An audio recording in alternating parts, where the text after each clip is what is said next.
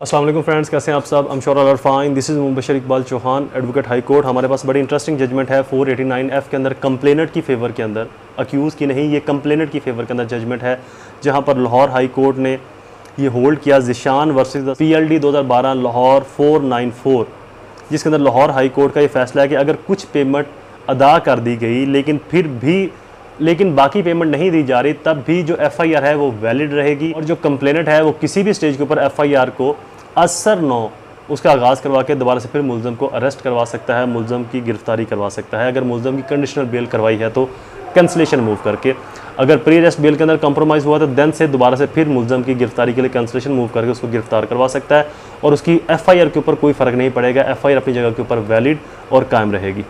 Video is complete. ऐसी ही informative videos को सुनने के लिए चैनल को लाइक कर लें। अगर आप इसको टिकटॉक या फेसबुक के ऊपर देख रहे हैं तो उसको फॉलो ज़रूर कीजिएगा। दोबारा हाजिर होऊंगा किसी और इन्फॉर्मेटिव वीडियो के साथ। तब तक मुझे अपनी दुआओं में ज़रूर याद रखें। अल्लाह ताला आप सबका हामी नासिर। वस्सलाम।